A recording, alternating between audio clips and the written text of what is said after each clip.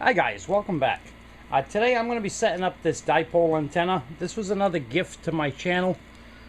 This is a pre-made. You can buy these off of eBay. That's where this one came from, was eBay.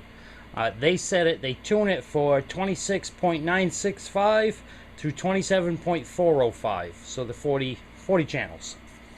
And they even sent a free gift, some strong thin rope to hang the ends with. Alright, we're going to get set up with this and get this all mounted and see how it does. So what I'm thinking is, on the back of my garage, I still have the pole from the last homemade antenna I had out there.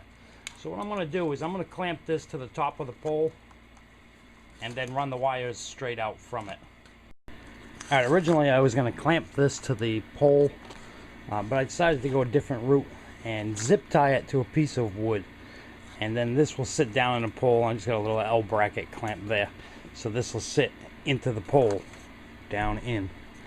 And that way none of the metal pole is anywhere near the antenna. There's no metal near it. Just to keep metal away from it. Alright, now I'm going to go outside and just drop this into the pole. Alright, I just got off the ladder. I have it set up like that for now. If it works well, I'll figure out a more permanent way to set it up. But for now, this will work just fine. I have it up away from the metal pole. It's about six inches. The base of the antenna is about 6 inches from it. And I got 5 or 6 inches at each end.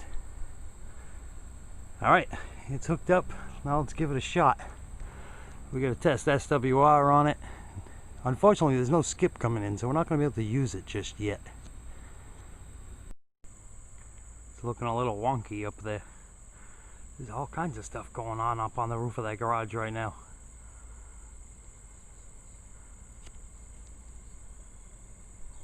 Zoom in, see if you can see that a little better.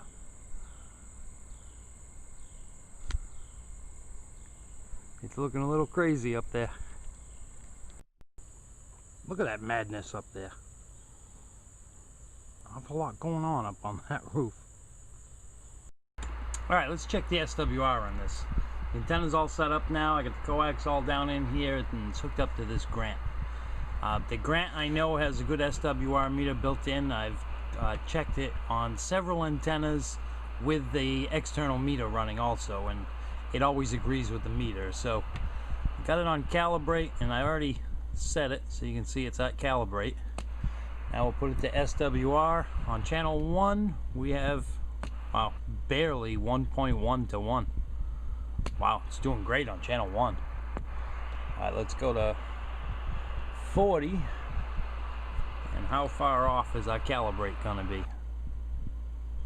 Oh, just a little bit. I'll have my hand out of the way in just a second.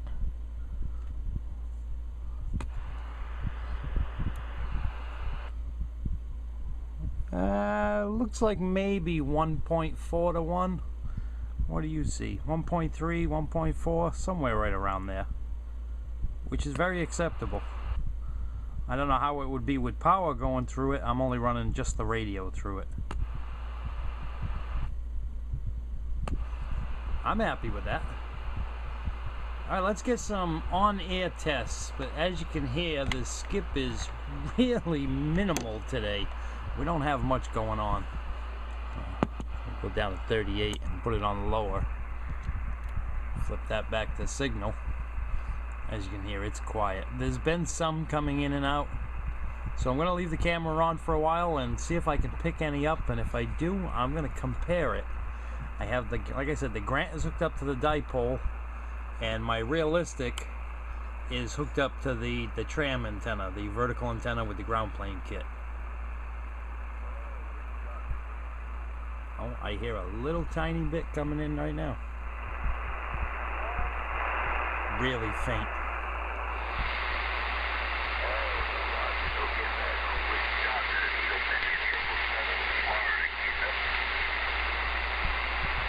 Well, I can actually understand the person on the realistic, not on the Grant.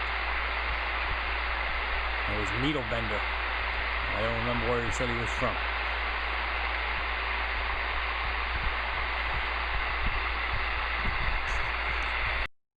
Alright, so I decided to do things a little different. I really wanted to use my realistic, the good old 448. It's been my favorite radio as of lately. But I wanted to use that and use that for the comparison. So I hooked that up to a switch box. And I have on the left here is on the horizontal dipole. And in the middle is in the vertical ground plane, the Tram 1498. There was just a little bit of skip coming in, and I was hearing it equally as strong on both antennas. We're on the vertical ground plane right now. Okay. On the one for the wire antenna. He's giving about an 8 dB signal. Wire antenna dipole. We're using a dipole, homemade dipole. Oh, he's on a dipole and he's giving me a weaker signal on my dipole. 50 whiskeys. Wow, on the vertical ground plane he's giving me a really good signal. Let's switch it back, put it on the dipole again, and wait for him, see if he comes back again.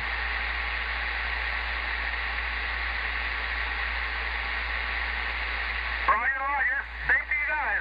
That's on the dipole. That's on the vertical ground plane. Receive seems to be a lot better on the ground plane than on the dipole.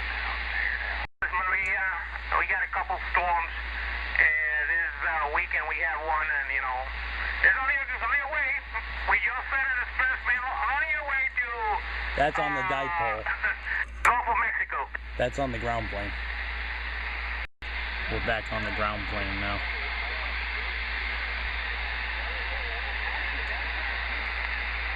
Let's wait for him to talk again, and then we'll switch back to the dipole. That's the ground plane.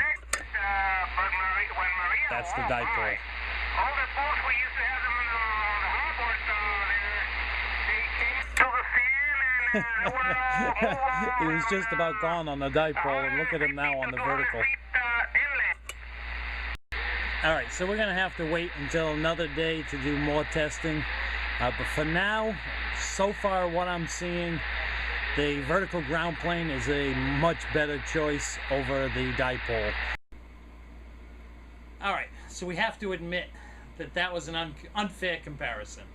Comparing a dipole antenna to the ground plane antenna that I just built. The ground plane antenna is set up, it's perfect. According to all the math, all the science, that antenna is set up exactly the way it should be, especially for skip. So, comparing them is a little tough to do because they're two totally different types of antenna. So the ground plane antenna will win every time. Again, it's its layout, it's its design. But the dipole antenna did do very well. I spoke with a local while he was in his mobile. Barefoot on this realistic, I was talking to him from 20 miles away. He could hear me fine. He never questioned my power output. And then I told him what I was running. For skip, as we saw, the ground plane, it does work a lot better. But the dipole is still very usable. It's still a good antenna to use. If your budget is tight, you might want to think about that dipole. I'm going to put a link down in the description that can bring you right to the eBay listing for that antenna, because it's very well built. They use good stainless steel hardware on it. The PVC part of it was done flawlessly. They did a great job building the antenna. Shipping was very fast. They even included a free gift with it. They put in about 24 feet of a thin, strong rope to hang it with. I didn't end up using that rope. I used some string that I already had, but now I'll have that rope for another project in the future.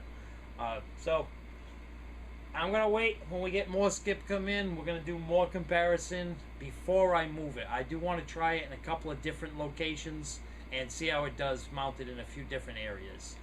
I'm hoping to end up eventually using it in the attic of this building, because being in the south, we get a lot of thunderstorms here, and in thunderstorms you don't want to use your outdoor antenna. So I want to put that in the attic here, so even on the days that we have thunder and lightning, I can still use the radio safely. So that's my plan for it for the future.